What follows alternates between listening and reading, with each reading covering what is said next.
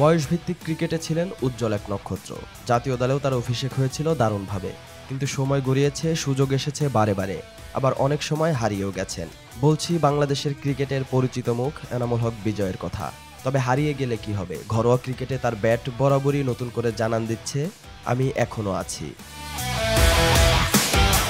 জাতীয় cricket league NCL এর প্রথম 4 ম্যাচে বিজয় করেছেন 158 রান। প্রথম ম্যাচে রাজশাহীর বিপক্ষে ব্যাট হাতে ছিলেন ব্যর্থ, করেছিলেন মাত্র 3 বলে 2 রান। তবে দ্বিতীয় ম্যাচে ঢাকা মেট্রোর বিপক্ষে খেলে ফেললেন ঝলমলে 26 বলে 49 রানের ইনিংস। তৃতীয় ম্যাচে রংপুর বিভাগের বিপক্ষে 34 বলে 35 রানের দায়িত্বশীল ইনিংস খেলে আবারও প্রমাণ করেন নিজের ধারাবাহিকতা। আর শুক্রবার চতুর্থ ম্যাচে বরিশালের বিপক্ষে খুলনা বিভাগের হয়ে খেললেন 47 বলে অপরাজিত 72 রানের অনবদ্য এক ইনিংস। এই ইনিংসগুলোই যেন মনে করিয়ে দেয় বিজয় ঘরোয়া ক্রিকেটের নিয়মিত একজন পারফর্মার। লিস্ট এ হোক বা প্রথম শ্রেণীর ক্রিকেট, নিয়মিতই রান তুলে আসছেন তিনি। তবে সমালোচনা আছে আরেক জায়গায়। জাতীয় দলের সুযোগ পেলে যেন সেই বিজয়কে আর দেখা যায় না।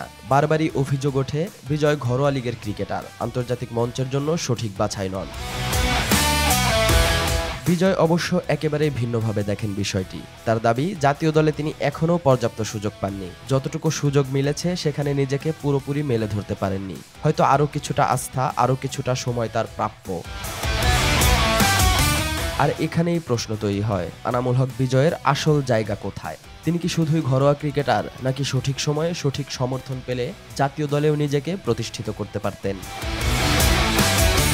যাই হোক, চলতি এনসিএল দেখে এতটুকু নিশ্চিত বলা যায়, বিজয়ের ব্যাট এখনও থামেনি, তার রান এখনও সেই কথাই বলছে।